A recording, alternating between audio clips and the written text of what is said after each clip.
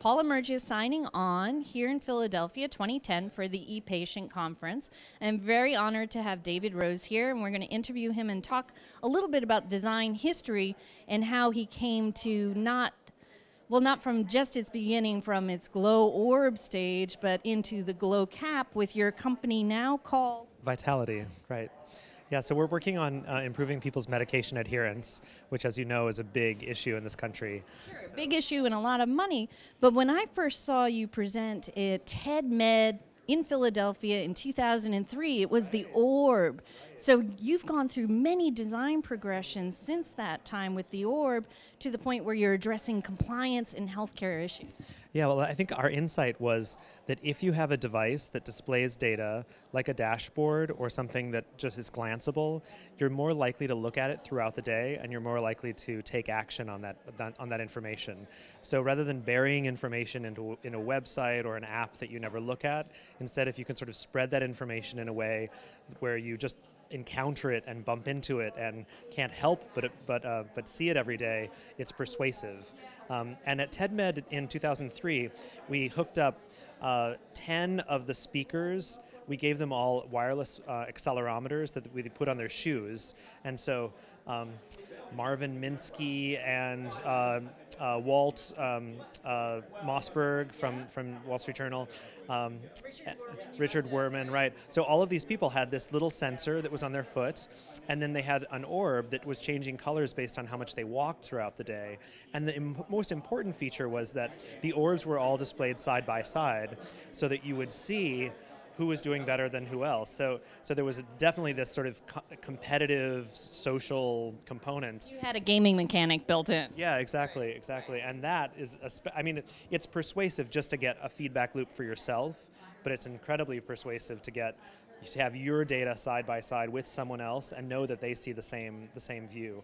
And we're using that actually with the glow cap. So this is the first internet connected pill packaging or pill vial packaging, and this knows when you've opened it, and it sends the data to Vitality. And if you haven't opened it, we can call you and remind you. We can call. Part of that call is to ask you why you haven't taken the medication. Is it a side effect issue? You want to talk to your pharmacist about that? Have you run out of meds and want to get more from the pharmacy? Is it a cost issue? And maybe we can help you with a program to avert the cost of the meds. So let's take a step back, because historically, and most people in the pharma industry will probably remember things like the MEMS cap, right? A lot of clinical trials were done with AIDS populations, just trying to encourage compliance, but it was really ugly, really clunky, and people it wasn't embraced. It was actually sort of revolting to a lot of the users and to the patients. So what you've done, and that's applying a lot of, I'm sure, ethnographic design studies as well into coming up with something that's quite pleasing and actually a little bit delightful, as we like to strive for in a good design. Right. Yeah, well, we wanted to make something that looked beautiful and a little bit innocuous, and it was important that the agency for the device was that you were doing something for yourself. That this wasn't sort of Big Brother watching you. This is it's not marketed as like a data collection device, even though we get a really rich stream of data off of it. But this is something that just helps you in a couple of really simple ways. And it reminds you, and it orders refills for you, and it also allows you to share your data with people that you love or that love you, and also with your physician. And those two aspects, those two feedback loops of, I get to see every week how well I'm doing and how well my dad's doing. And side by side, we can either, celebrate our successes or give each other a little bit of a hard time if we need that social nudge. Right. So applying the social graph. Now, yesterday in your lecture, you brought up a really interesting point that I thought was worth sharing with a larger audience as well.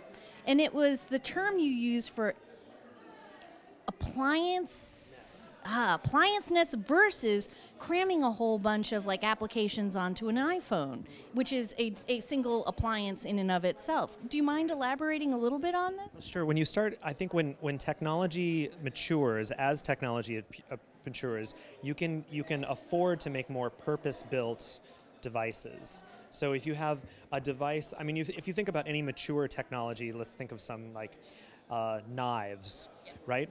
Like we don't, maybe thousands of years ago, the kitchen had one knife, and you just sort of had to cut everything with one knife. But now, as the technology has matured and specialized, most kitchens today have different knives for different things. Most of us might get by with one pair of shoes, but we sort of like the specialization of having, sort of designed shoes for running or for going out, or whatever the goal is.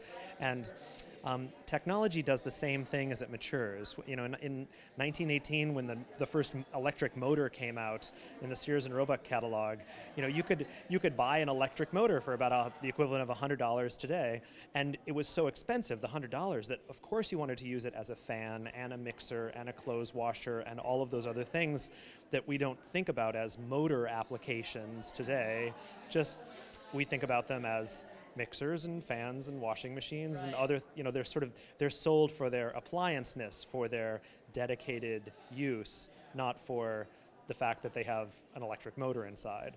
And so, this is this will happen with computing as well. Right now we buy a computer, and the computer does many, many, many things for us, and is reasonably good at doing many, many things. And a cell phone is immaculately good at being portable, but almost terrible at every other use, because it has to make that trade-off between portability and battery life. But if you think about, what is the perfect display for health information? It's not burying it in some website or putting it on some phone. It's probably like having a dynamic e-ink display that's on your fridge and also on your dresser in your bedroom, and also like on the door as you walk out the door. You sort of want to spread the information widely so it's not a lot of effort to get to it. So what you're talking about, having that cellular phone connectivity embedded into as many places as possible, but like the blender, it's not obvious that it's all about the little phone inside. Yeah, and I think people won't think of the connectivity layer at all. They won't. If you have an internet-connected blood pressure cuff or scale or pill bottle cap, you don't care how the data gets there. You don't care like, oh, well, is it cellular? Is it Wi-Fi? Or is it Bluetooth? Or is it ANT? Or is it Zigbee? Or is it Z-Wave? Or those are all standards. And for a designer, you don't want people to be thinking that at all. You just want them to. Yeah, you want them to just think about the benefit and the functionality and ideally the simplicity. David, thank you very, very much for taking the time to speak with us. And once again, good luck with the Glow Cap and with Vitality. Thank you so much. This is Paula signing off.